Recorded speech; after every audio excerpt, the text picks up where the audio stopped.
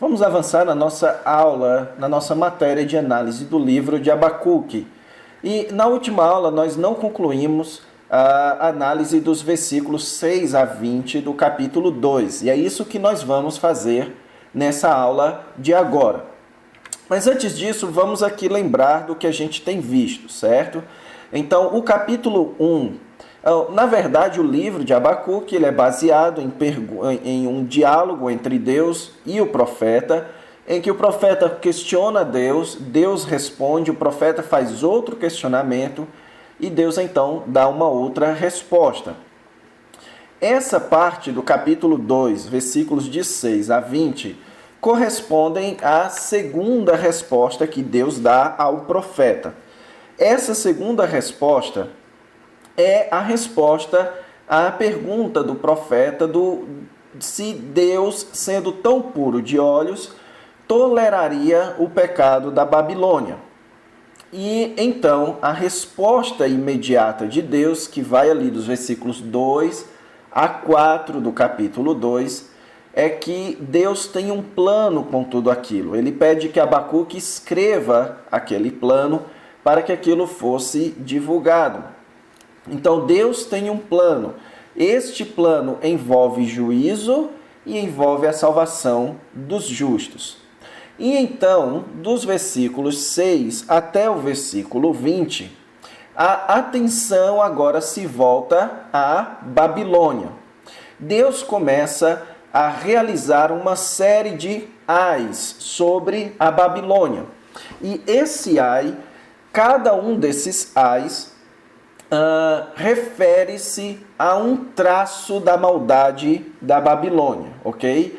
Então, você tem aí na sua tela a intimidação, a intemperança, a iniquidade, a indignidade e a idolatria. Então, aqui colocado tudo com a letra I, para inclusive lhe ajudar já na sua pregação, ok? Então, nessa aula eu vou recapitular com vocês, certo? E vou então acrescentar os dois últimos ais que estão faltando e tentar então, nesse processo de recapitulação e de explicação, fazer algumas considerações práticas ou teológicas para os nossos dias. Então vamos nos lembrar aqui do primeiro ai. Eu peço que você se lembre de um detalhe muito importante, que estes ais que são promulgados aqui, eles são oráculos da parte de Deus, certo?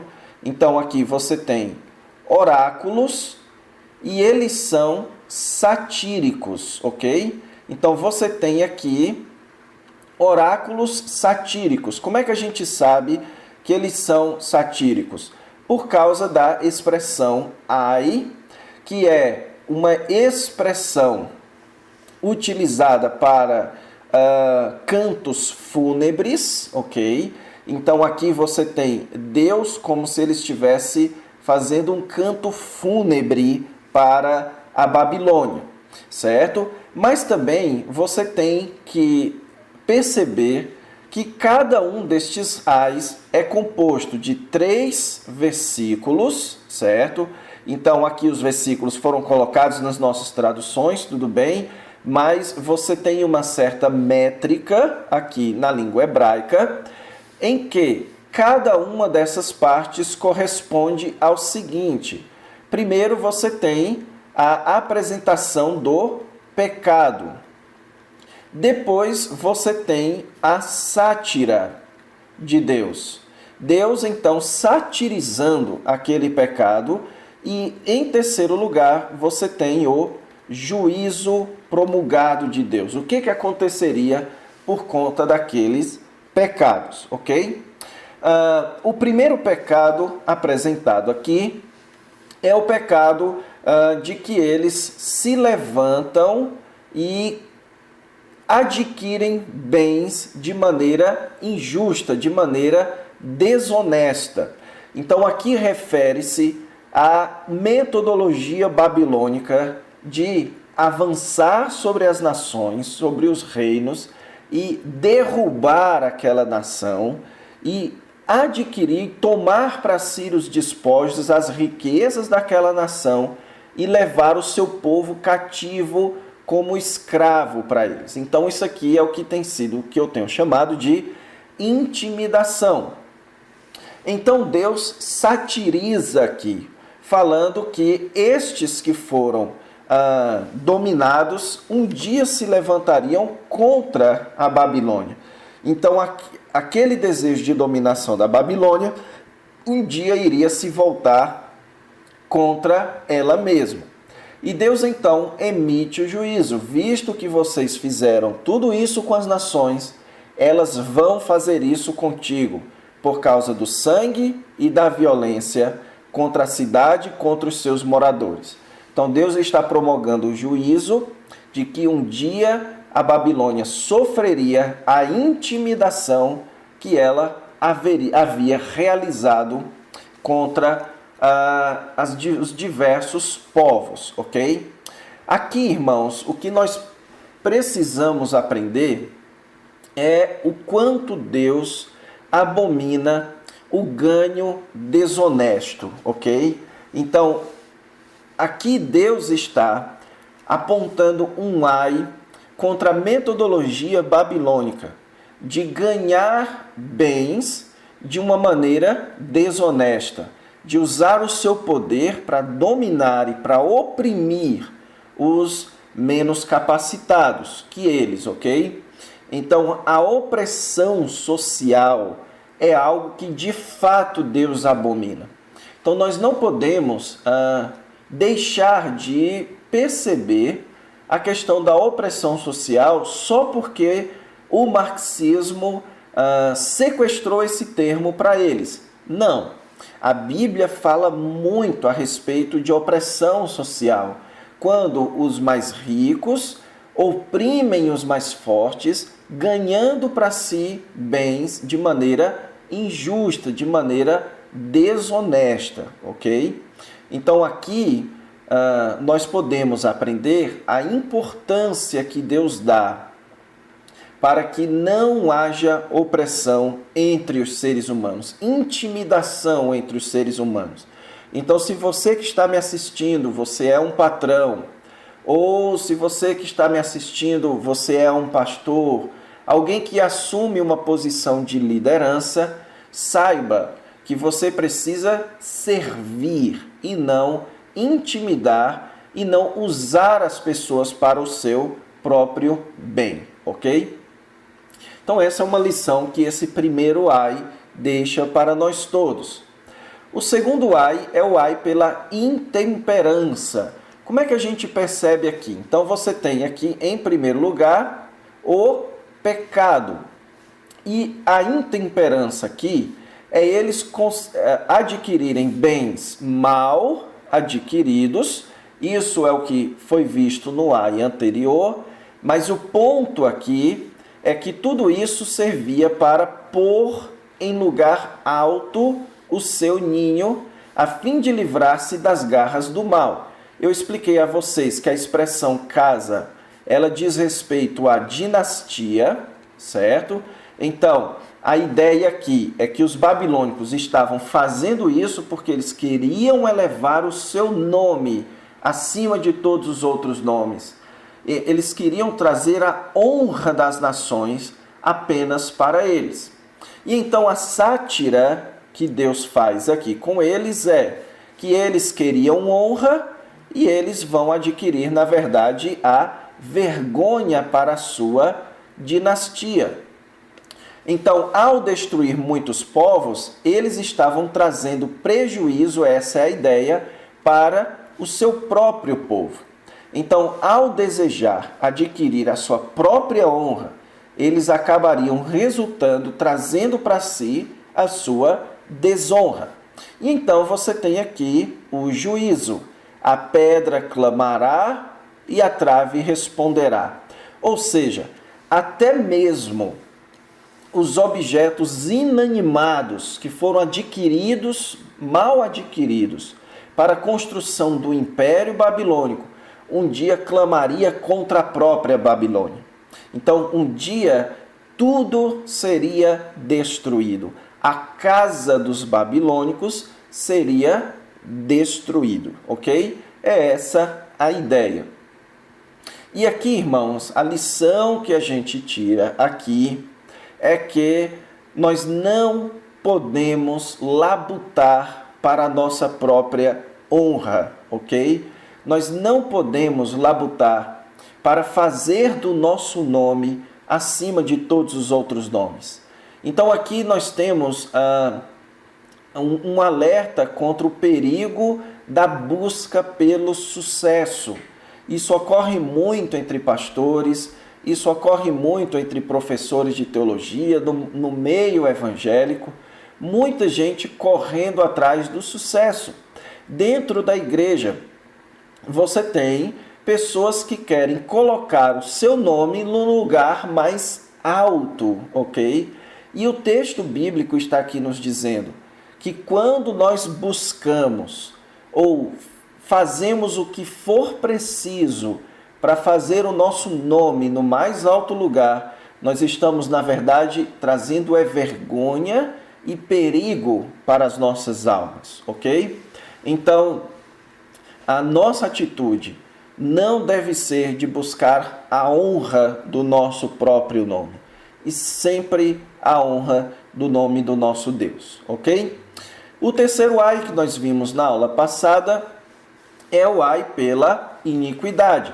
Isso está muito bem expresso aqui no primeiro versículo.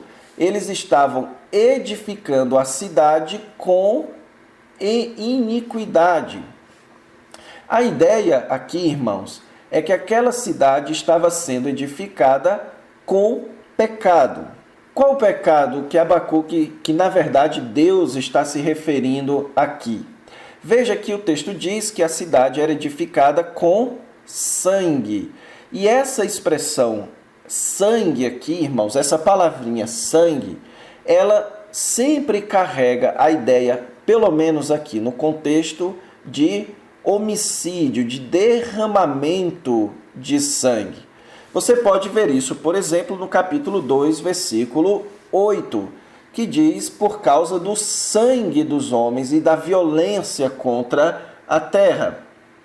Também capítulo 2, versículo 17, que fala mais uma vez por causa do sangue dos homens e da violência contra a terra.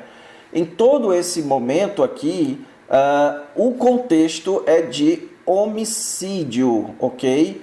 Então, a iniquidade que eles estavam cometendo era o derramamento de sangue, a morte, o homicídio. Eles estavam edificando a sua cidade às custas da vida de outras pessoas. Então, eles estavam valorizando mais as suas próprias riquezas do que a vida de seres humanos.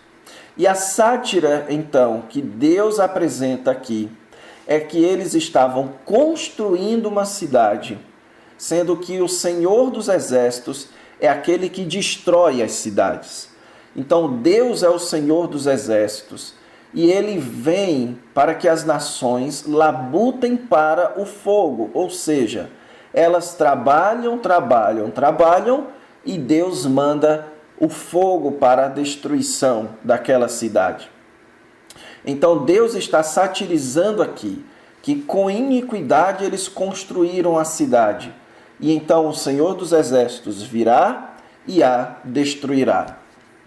E o versículo 14, ele muda um pouco o padrão, porque ele já não fala mais tanto de juízo. Aqui você tem uma certa mensagem de salvação. O que nós vemos aqui? Pois a terra se encherá do conhecimento da glória do Senhor, como as águas cobrem o mar. Lembre-se de um detalhe muito importante que eu falei com vocês na aula passada, que aqui nós percebemos que essa sentença de Deus não diz respeito simplesmente àquela Babilônia. Ela diz respeito sim àquela Babilônia de Nabucodonosor e seus herdeiros, que seria punido pelos persas, que tudo isso daqui um dia seria cumprido por meio dos impérios persas, depois o Império Macedônio, depois os romanos, que enfim destruiriam de fato toda a Babilônia. Aqui nós temos uma referência à salvação final, quando o sistema babilônico for vencido, como é descrito lá no livro de Apocalipse. Uma vez que a Babilônia é vencida, o reino de Deus, ele surge. Deus traz o seu reino depois de vencer os reinos deste mundo, ok? Então Deus está aqui emitindo um ai pela iniquidade da Babilônia. E aqui, irmãos, a lição que nós podemos tirar, ela é basicamente o seguinte: coisas são menores do que pessoas, ok? O que a Babilônia estava fazendo? Estava edificando cidade, que é uma coisa, com sangue. Então vamos colocar aqui o com pessoas, ok? Então eles estavam valorizando a construção de cidades por meio do derramamento de sangue de pessoas. Então a riqueza não pode vir por meio da opressão de pessoas. É isso que Deus está dizendo. É a metodologia babilônica de adquirir os seus bens por meio da opressão e da morte de outros seres humanos. Isso seria prontamente punido por Deus. Vamos então para o quarto ai, que nós não vimos na aula passada.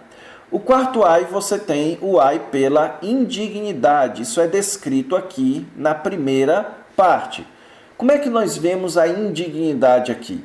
Aqui está se descrevendo mais uma outra prática histórica que se sabe que os babilônicos tinham. Eles tinham a prática de embebedar e envenenar os povos que eles dominavam, para que através disso eles pudessem expor a vergonha destes povos. Então não era simplesmente um processo em que eles não apenas dominavam com violência, eles não apenas matavam, como eles também humilhavam. Veja que aqui é dito que eles davam de beber ao seu companheiro e misturavam à bebida a sua ira. Ou seja, não era apenas a violência deles, mas também a humilhação que eles empreendiam contra as outras pessoas. E eles o embebedavam para lhe contemplar as vergonhas. E nós sabemos, irmãos, desde o livro de Gênesis, capítulo 9, que você embebedar alguém e contemplar as vergonhas enquanto aquela pessoa não poderia se cobrir, não tinha controle sobre si mesmo, isso era algo extremamente desonroso e humilhante. Então, não se sabe ao certo se aqui o texto está sendo realmente literal, se eles de fato embebedavam para contemplar as vergonhas. É possível que sim, é possível que eles embebedavam e então os deixavam todos nus, todos naquela situação lastimável por uma questão de humilhação, ok? Então eles faziam isso para expor a indignidade das pessoas. E então o versículo 16 traz aqui a sátira. Então veja que o texto diz, Deus diz, serás farto de opróbrio em vez de honra. O que o texto está dizendo? Qual é a sátira aqui? Eles estavam aqui se fartando de humilhação, envergonhando as pessoas por prazer. E o versículo 16 então diz que eles iriam se fartar com a vergonha deles. Eles também iriam beber. Veja aqui, bebe tu, e exibe a tua incircuncisão. Então veja aqui que a vergonha da Babilônia seria exibida. E ao eles exibirem sua parte íntima, eles iriam exibir que eles eram incircuncisos e, portanto, um povo rebelde contra o Senhor. Sendo eles um povo rebelde contra o Senhor, eles iriam tomar o cálice da mão direita do Senhor. De todas as sátiras, irmãos, aqui dos ais, essa daqui é realmente a mais impressionante e a melhor, digamos assim. Porque Deus está dizendo, vocês dão de beber para os outros, para expor a vergonha deles.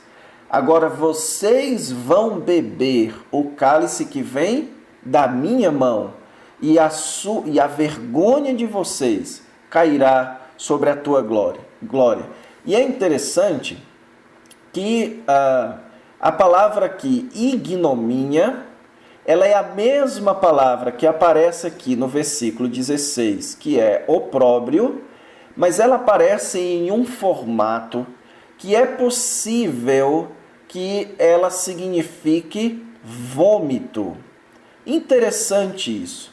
É como se eles fossem vomitar sobre a própria glória deles. Aquilo seria uma vergonha, uma expressão de fraqueza, quando eles receberem o cálice, a bebida vinda do próprio Deus. E o versículo 17, irmãos, aqui você tem o juízo da parte de Deus. Mas ele continua expressando aqui a razão do seu juízo. Ele fala da violência contra o Líbano e da destruição contra os animais.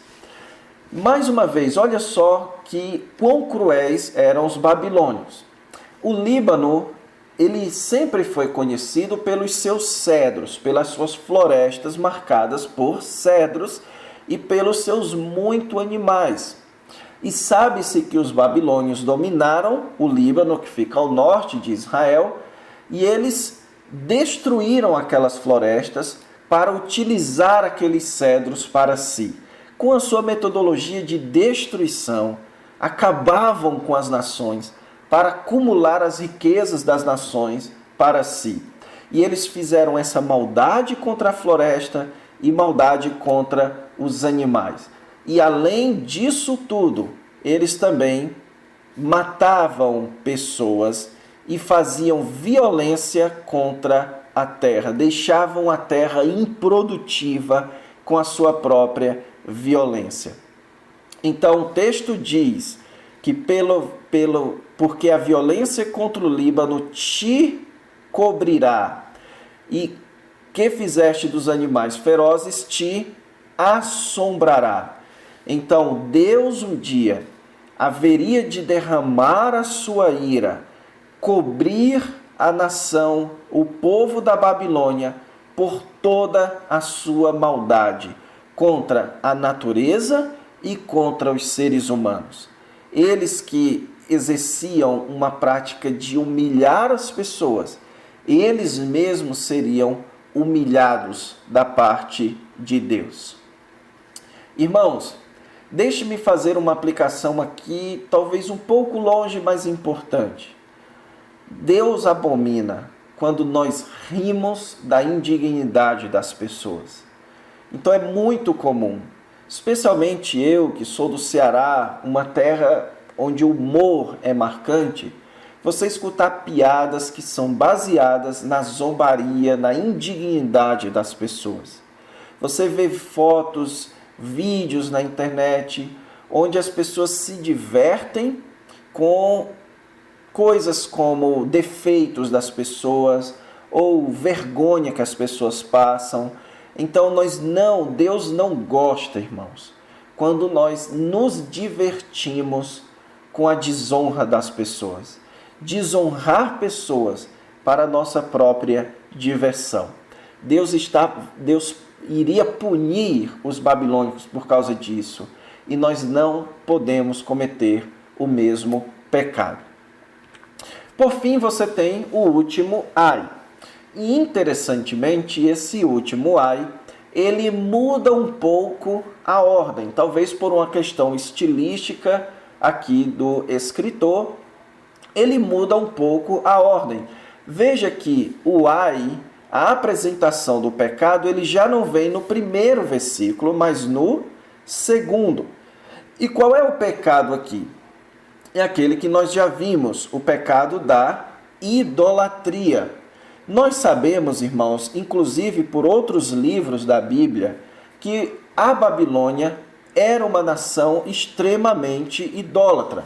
Por exemplo, em Isaías capítulo 4, 41, versículo 7, falando sobre a Babilônia, é dito que o artífice anima ao ourives e o que analisa com martelo ao que bate na bigorna, dizendo da soldadura está bem feita. Então com pregos fixas o ídolo para que não oscile.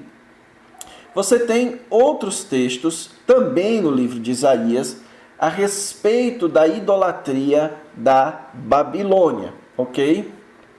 Por exemplo, em Jeremias também você tem a descrição do que a Babilônia fazia, Jeremias capítulo 10, versículos de 8 a 16, falando da sua enorme idolatria. E Deus então está promulgando aqui um ai contra esta idolatria. Ele diz, ai daquele que diz a madeira acorda e a pedra muda desperta.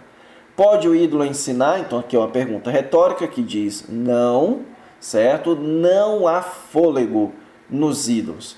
E então vem aqui a sátira de Deus, que aproveita o ídolo, visto que o seu artífice o esculpiu. Ou seja, os babilônicos estavam celebrando ídolos criados por eles mesmos, que eram inclusive menores do que eles. E a imagem de fundição mestra de mentiras, para que o artífice confie na obra, fazendo ídolos mudos.